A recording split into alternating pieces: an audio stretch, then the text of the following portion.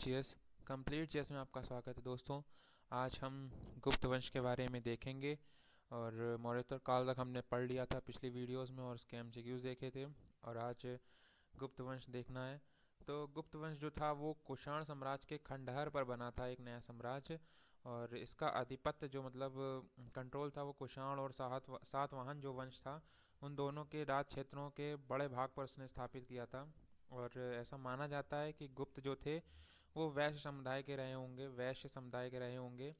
और ये मौर्य साम्राज्य इतना बड़ा तो नहीं था, फिर भी इसने सारे उत्तर भारत को एक सदी यानी 100 वर्षों से ऊपर तक राजनीति एकता के सूत्र में बांधे रखा। तो इसके कुछ इम्पोर्टेंट शासकों के बारे में पढ़ेंगे इसमें, जिसमें सबसे पहले हैं चंद्रगुप्त प्रथम। तो उसको देखते हैं एक बार।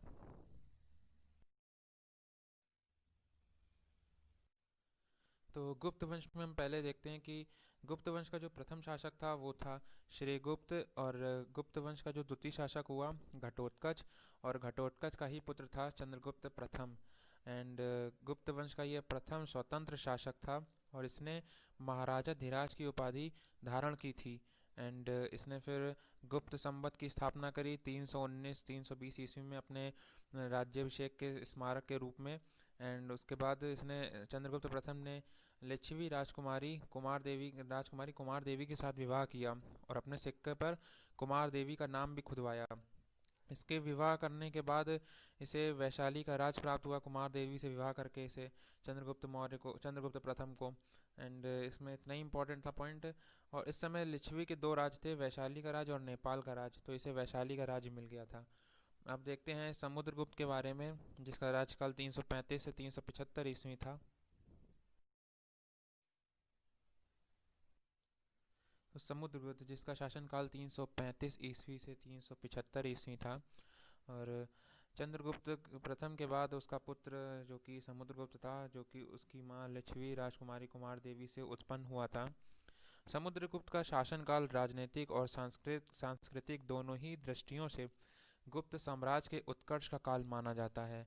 बहुत ही अच्छा विकास हुआ राजनीतिक और सांस्कृतिक दोनों ही दृष्टियों से। और समुद्रगुप्त के विषय में वैसे बहुत से शिलालेखों, स्तंभ लेखों, मुद्राओं और साहित्यिक ग्रंथों में विस्तृत जानकारी प्राप्त होती है, लेकिन जो स्पेशली समुद्रगुप्त पर प्रकाश डालती है वो थी हरिशेन द्वारा रचित प्रयाग प्रशस्ति, जिस जो समुद्रगुप्त के ऊपर प्रकाश डालती है। और राज सिंहासन पर आसीन होने के बाद समुद्रगुप्त ने दिग्विजय की योजना बनाई। दिग्विजय का इसका उद्देश्य था धरणी बंद यानी कि भूमंडल को बांधना। और समुद्रगुप्त वंश का एक महान योद्धा था और एक कुशल सेनापति भी था। और इसी कारण इसे भारत का नेपोलियन कहा जाता है वीए स्मिथ द्वारा। और अपने विजय अभियान को पूरा करने के पश्चात उसने अश्वमेध यज्ञ संपन्न किया, और अश्वमेध यज्ञ संपन्न करने के बाद इसने अश्वमेध पराक्रम की उपाधि ली। और समुद्रगुप्त का जो साम्राज्य था वो पूर्व में ब्रह्मपुत्र, दक्षिण में नर्मदा और उत्तर में कश्मीर की तलहटी तक था। और समुद्रगुप्त एक उच्च कोटि का कवि भी था, जो कि कविराज के नाम से कविता लिखा करता था। और ये हमें ऐसे मालूम चला क्योंकि उसने समुद्रगुप्त ने अपने चलाए गए सिक्कों में अपने आप को सिक्कों पर वीणा बजाते हुए दिखाया गया है। और उस समय के एक शासक थे श्रीलंका के मेघवर्मन। और इन्होंने बौद्ध मंदिर के निर्माण की अनुमति पाने के लिए अपना दूत समुद्रगुप्त के पास भेजा था। अब देखते हैं चंद्रगुप्त द्वितीय विक्रमादित्य जिन्होंने उपाधि ली थी, इनके बारे में बात करते हैं। चंद्रगुप्त द्वितीय विक्रमादित्य की, जिनका शासनकाल 380 से 413 ईस्वी तक था। वैसे तो समुद्रगुप्त के बाद जिसका गुप्ता वंशावली में जिसका नाम मिलता है वो है रामगुप्त। और ऐसा माना जाता है कि रामगुप्त एक दुर्बल शासक थे, रामगुप्त। और रामगुप्त के बाद ही जिसका नाम मिलता है वो थे चंद्रगुप्त द्वितीय। और जो चंद्रगुप्त द्वितीय थे वो रामगुप्त के भाई यानी अनुज थे। और चंद्रगुप्त द्वितीय के शासनकाल में जो गुप्त साम्राज्य था अपनी ऊंचाइयों यानी चरमोत्कर्ष को प्राप्त हो गया था। और इसने अपने साम्राज्य का विस्तार करने के लिए वैवाहिक संबंधों और विजय दोनों प्रकार के रास्ते अपनाए। और बाद में फिर इसने अपनी पुत्री प्रभावती का विवाह वकाटक शासक रुद्रसेन द्वितीय से करवा दिया। और बाद में जब रुद्रसेन की मृत्यु हो गई तो उसके बाद उसका पुत्र बैठा गद्दी पे। और ऐसे में एक तरीके से वास्तविक शासिका जो थी वो प्रभावती ही बन गई थी। इसने फिर वकाटक की सहायता से ही चंद्रगुप्त ने शकों को इसने हराया था। और शकों पर विजय के उपलक्ष्य में फिर इसने चांदी के सिक्के जलवाए जो फिर रूपक कहलाए जाते थे। और इसने जो कि शकों को हराया था तो इसने फिर शाकाहारी की उपाधि ली, इसको शाकाहारी कहा गया एक तरीके से। और विजय के बाद अब फिर इसने उपाधि जो ली थी वो थी विक्रमादित्य की उपाधि ली थी। और चंद्रगुप्त द्वितीय को अभिलेखों और मुद्राओं से पता चलता है, इसको कई नामों से बुलाया जाता था, जाना जाता था, जिसमें अन्य नाम जो थे वो थे देवश्री, विक्रम, विक्रमादित्य, प्रतिरथ, सिंह विक्रम, सिंह चंद्र, परम भागवत।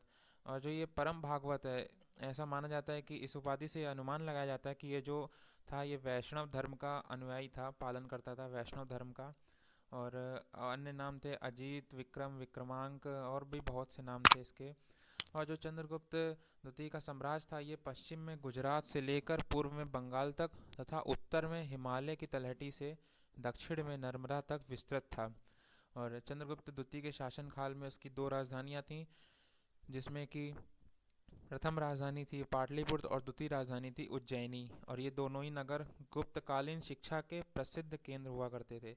और चंद्रगुप्त द्वितीय का काल साहित्य और कला का स्वर्ण काल माना जाता है, क्योंकि इसके दरबार में 9 रत्न थे, बात करेंगे उनकी।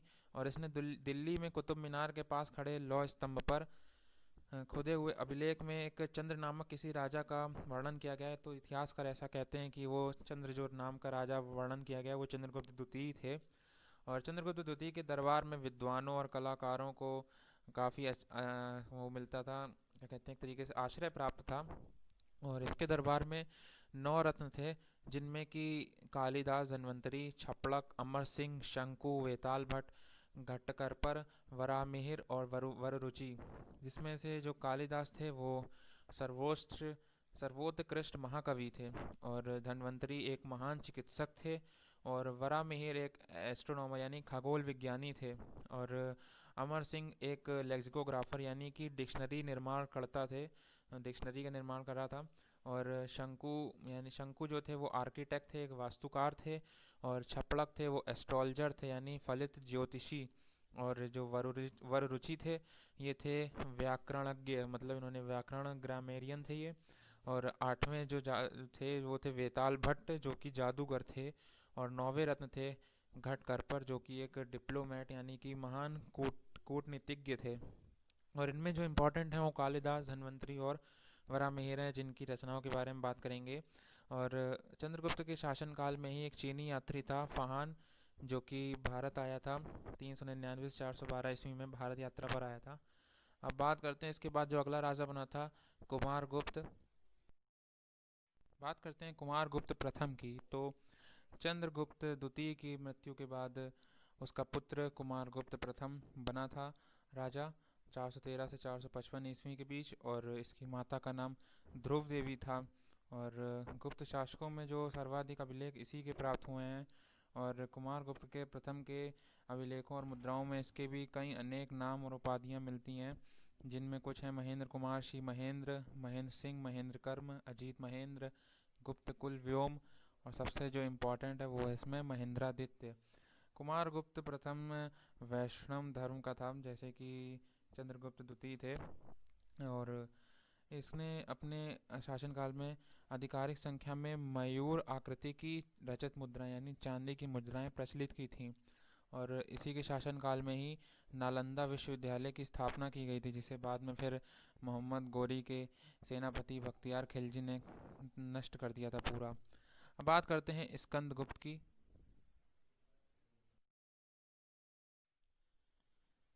बात करते हैं स्कंदगुप्त का जो शासनकाल था 455 से 467 ईस्वी तक था। और स्कंदगुप्त था वो गुप्त वंश का अंतिम प्रतापी शासक था। और स्कंदगुप्त ने भी कई उपाधियां ली, जिसमें देवराज, विक्रमादित्य, क्रमादित्य आदि उपाधियां थीं। और स्कंदगुप्त ने ही मौर्यों द्वारा निर्मित सुदर्शन झील की मरम्मत करवाई थी। और इसके शासनकाल में दो विजय बहुत ही महत्वपूर्ण है, जिसमें पहली है पुष्यमित्रों पर विजय। जब कुमारगुप्त के शासनकाल का अंतिम चरण चल रहा था उस समय पुष्यमित्रों का द्वारा आक्रमण किया गया था। और इसने स्कंदगुप्त ने गुप्त सेना का लीड करा था, नेतृत्व किया था। और इसने विजय प्राप्त करी थी, वो बहुत ही महत्वपूर्ण विजय थी। अब बात करते हैं इस नेक्स्ट जो इसका आक्रमण हुआ था वो था हूणों का। तो हूणों का गुप्त साम्राज्य पर आक्रमण इसके शासनकाल की एक महत्वपूर्ण घटना है। जो हूण थे वो एक बर्बर योद्धा थे जो मध्य एशिया के खानाबदोश लोग थे। और जो इस आक्रमण का जो उल्लेख है भित्री स्तंभ लेख में मिलता है गाजीपुर जिले में उत्तर प्रदेश से। और इसने इस आक्रमण को सेव करके इसने आर्य सभ्यता और संस्कृति को भी नष्ट होने से बचा लिया था। लेकिन स्कंदगुप्त के बाद फिर कोई भी घोड़ों को नहीं रोक पाया और इसके बाद गुप्त वंश साम्राज्य विखंडित हो गया और जो विष्णुगुप्त था वो गुप्त वंश का अंतिम शासक था। आप देखते हैं गुप्त काल में कुछ सांस्कृतिक विकास हुए उसके बारे में। प्रशासन पद्धति की बात करें तो गुप्त राजाओं ने प्रांतीय और स्थानीय प्रशासन की पद्धति चलाई। और जो राज हुआ करते थे वो भुक्तियों यानी कि प्रांतों में विभाजित थे और हर भुक्ति का जो प्रभारी यानी अधिकारी होता था वो उपरिक होता था। और जो भुक्ति का प्रभारी तो उपरिक्त था और जो भुक्तियाँ थीं वो कई विषयों यानी कि जिलों में विभाजित थीं। और उनका प्रभारी जो हुआ करता था वो विषयपति कहलाता था। और जो प्रत्येक विषय थे उनको विधियों में बांटा गया था। और विधि से भी छोटी एक इकाई थी जो कि थी पेट, जो कि एक अनेक ग्रामों का समूह था। और सबसे जो छोटी प्रशासनिक इकाई थी ग्राम, उसका प्रधान मुखिया या महत्तर कहलाता था। सामान्यतः भूमि पर तो वैसे सम्राट का स्वामित्व माना ही जाता है, लेकिन यह उत्पादन का 1/6 भाग टैक्स के तौर पे लेता था। और वेतन नगद में ना होकर सामान्यतः भूमि अनुदान के रूप में दिया जाता था। और जो गुप्त वंशी राजा थे उन्होंने बड़ी संख्या में सोने के सिक्के जारी किए थे जिन्हें दिनार के नाम से जाना जाता था। और अब गुप्त काल में कुछ सामाजिक जीवन पर भी प्रभाव पड़ा उसके बारे में देखते हैं। सामाजिक जीवन के बारे में बात करें तो जातियां थीं वो उपजातियों में विभक्त हो गई थीं। और जो स्त्री की दशा थी वो पहले से निम्न हो गई थी यानी स्त्री की दशा में पतन हुआ। और इसी काल में ही हमें भानुगुप्त के एरण अभिलेख से सती प्रथा की प्रथम घटना का उल्लेख मिलता है। और बाल विवाह और बहु विवाह भी काफ़ी यहाँ पे प्रचलित हो गई थी। और देवदासी प्रथा के भी साक्ष्य प्राप्त होते हैं। देवदासी प्रथा यानी कि जो लड़कियाँ होती थी वो प्रभु को ही अपना सब कुछ मानकर मंदिरों में ही रहा करती थीं, ये देवदासी प्रथा। और शूद्रों की दशा में थोड़ा सुधार हुआ, लेकिन जो छुआछूत थी उस प्रथा ने जड़ जमाना अपनी शुरू कर दी थी। और उसके बाद जो एक चीनी यात्री आया था फहान चाइना से चंद्रगुप्त द्वितीय के शासनकाल में, उसने उसके अनुसार जो चांडाल जाति के लोग थे वो समाज से बहिष्कृत थे और वह गांव से बाहर बसा करते थे। उच्च जाति के लोग उनसे घृणा करा करते थे। और जो कुमारगुप्त के शासन के दौरान तो नालंदा विश्वविद्यालय की स्थापना हुई जिसे बाद में बख्तियार खिलजी ने नष्ट कर दिया था। अब धार्मिक स्थिति के बारे में देखते हैं। धार्मिक स्थिति की बात करें तो गुप्त काल में बौद्ध धर्म को राजाश्रय मिलना समाप्त हो गया, यानी कि बौद्ध धर्म थोड़ा प्रेफरेंस में कम हो गया राजाओं की और भागवत धर्म केंद्र बिंदु बन गया था। और इनके जो इष्ट देवता थे वो विष्णु हुआ करते थे। और वर्तमान में जो प्रचलित हिंदू धर्म के स्वरूप का निर्माण इसी युग में हुआ है। और इसी काल में ही जो त्रिमूर्ति की पूजा प्रारंभ हुई। त्रिमूर्ति में जो ब्रह्मा थे वो सृजन करने वाले, विष्णु पालन करने वाले, महेश संहार करने वाले थे। तो इनकी पूजा इसी युग में प्रारंभ हुई। और भगवत गीता की रचना इसी युग में हुई, गुप्त काल में ही। और जो मूर्ति पूजा थी वो सामान्य तौर पर इस युग में प्रचलन में आ चुकी थी। और गुप्त युग में ही मथुरा और वल्लभी में जैन सभाओं का आयोजन हुआ था। अब कला और स्थापत्य देखते हैं। कला एवं स्थापत्य में जो गुप्त काल है उसको भारतीय कला एवं संस्कृति का स्वर्ण काल का युग माना जाता है, स्वर्ण युग माना जाता है इसको। और इस काल में विविध प्रकार की कलाओं की उन्नति हुई जिसमें मूर्ति कला, चित्रकला, वास्तुकला, संगीत एवं नाट्य कला, मुद्रा कला, इन सब के क्षेत्रों में उन्नति हुई। और बहुत से देवी देवताओं की मूर्तियों का निर्माण भी इसी युग में हुआ जिसमें विष्णु जी, शिव जी, पार्वती जी, ब्रह्मा, बुद्ध तथा जैन तीर्थंकरों की मूर्तियों का भी निर्माण इसी युग में हुआ था। और इस युग की मूर्ति कला के भी कुछ प्रमुख उदाहरण हैं जिसमें सारनाथ की बुद्ध मूर्ति, मथुरा की वर्धमान महावीर की मूर्ति, विदिशा की वराह अवतार की मूर्ति, झांसी की शेष शाही की विष्णु की मूर्ति, काशी की गोवर्धन धारी कृष्ण की मूर्ति आदि भी इस युग की मूर्ति कला के कुछ प्रमुख उदाहरण हैं। और बामियान अफगानिस्तान की बौद्ध मूर्तियाँ भी इसी काल से संबंधित थीं। और अजंता एवं बाघ की गुफाओं के चित्र इस युग के चित्रकला के सर्वोच्चतम उदाहरण हैं। अजंता की चित्रकारी में जातक कथाओं को दिखाया गया है जो बौद्ध धर्म से संबंधित हैं। और मध्य प्रदेश के धार जिले में विंध्य पर्वत को काटकर बाघ की गुफाओं का निर्माण किया गया था। और इस युग के कुछ वास्तुकला के अंतर्गत कुछ विभिन्न मंदिर बनाए गए जिसमें चैत्य विहार, स्तूप आदि वैभवशाली नगर बनाए गए थे। और इस युग की वास्तुकला के कुछ श्रेष्ठ उदाहरण हैं जिसमें दशावतार का मंदिर है जो झांसी में स्थित है, कानपुर में स्थित भीतरगांव का मंदिर, नागौर स्थित भूमरा का शिव मंदिर। ये कुछ इम्पोर्टेंट श्रेष्ठ उदाहरण थे। अब साहित्य और शिक्षा की बात करते हैं। साहित्य एवं शिक्षा में बात करें तो गुप्त युग में साहित्य एवं शिक्षा के क्षेत्र में बहुत ज़्यादा उन्नति हुई। यहाँ गुप्त युग के कुछ प्रमुख शैक्षिक केंद्र थे जिनमें काशी, मथुरा, नासिक, पद्मावती, उज्जैनी, अवरपुर, वल्लभी, पाटलिपुत्र और कांची गुप्त युग के कुछ इसमें प्रमुख शैक्षिक केंद्र थे ये। और जो हिंदू, बौद्ध तथा जैन साहित्य है इसी युग में लिखा गया था। और रामायण और वो महाभारत का वर्तमान स्वरूप जो मिलता है हमें आज, वो इसी युग में ही हमें प्राप्त हुआ था। और पुराण, नारद और बृहस्पति स्मृतियाँ और जो भी अन्य धर्मशास्त्र थे वो इसी युग में रचे गए। और ईश्वर कृष्ण जी थे जिनकी सांख्यकारी का रचना एक प्रचलित है। और इसी युग में हमें कालिदास जी प्राप्त हुए जो कि चंद्रगुप्त द्वितीय के दरबार में 9 रत्नों में से एक थे। इन्हें भारत का शेक्सपियर कहा जाता है। इनके सभी नाटक इम्पोर्टेंट हैं। और कालिदास का ही एक नाटक था अभिज्ञान शाकुंतलम जो कि विश्व की 100 उत्कृष्टम साहित्यिक कृतियों में से एक है।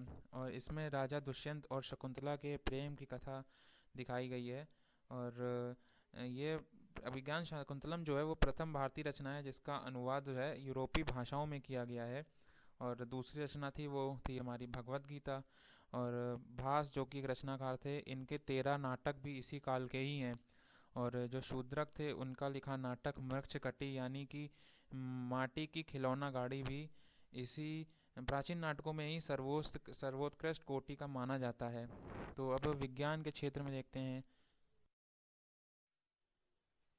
विज्ञान पे जाने से पहले गुप्त काल की कुछ महत्वपूर्ण संरचनाएं हैं जिनके बारे में देखना ज़रूरी है जो कि एग्ज़ाम में पूछी जाती हैं, जिनमें कि सबसे इम्पोर्टेंट कालिदास की हैं। और इधर नीचे विष्णु शर्मा जी जितने भी इम्पोर्टेंट हैं सारे हैं। और इन्हें एक बार आप ज़रूर पढ़ लें और अच्छे से याद कर लें। और अब हम विज्ञान के बारे में देखते हैं। विज्ञान के क्षेत्र में बात करें तो विज्ञान में भी बहुत उन्नति हुई जिसमें गणित, पदार्थ विज्ञान, धातु विज्ञान, रसायन विज्ञान, ज्योतिष विज्ञान, चिकित्सा विज्ञान, इन सभी में बहुत उन्नति हुई। और दशमलव और शून्य का अन्वेषण यानी जो खोज है इसी युग में हुई थी। और इस युग में एक प्रख्यात गणितज्ञ थे आर्यभट्ट, जो कि खगोल शास्त्री भी थे। इन्होंने आर्यभट्टियम और सूर्य सिद्धांत नाम के ग्रंथ लिखे थे। और जो आर्यभट्टियम था इसमें शून्य तथा जो प्रथम 9 अंक दिए गए हैं उसके बारे में बताया गया है। और आर्यभट्ट ने त्रिभुज का क्षेत्रफल जानने का नियम निकाला जिसके फलस्वरूप त्रिकोणमिति का जन्म हुआ था। और जो सूर्य सिद्धांत था इसमें उन्होंने ये सिद्ध किया कि पृथ्वी अपनी धुरी पर और एवं सूर्य के चारों ओर परिक्रमण करती है। तो ये कॉपरनिकस इन्होंने पहले ही बता दिया था कि पृथ्वी अपनी धुरी पर एवं सूर्य के चारों ओर परिक्रमण करती है। इन्होंने सूर्य ग्रहण और चंद्र ग्रहण पर भी प्रकाश डाला। और उन्होंने अनुमान के आधार पर पृथ्वी की परिधि का जो मान निकाला था वो आज भी सत्य साबित होता है। और उन्होंने यह भी बताया कि जो भौगोलिक पिंड जैसे चंद्रमा हैं वो वृत्ताकार होते हैं और जो सूर्य की रोशनी से चमकते हैं, उनकी खुद की कोई रोशनी नहीं होती है।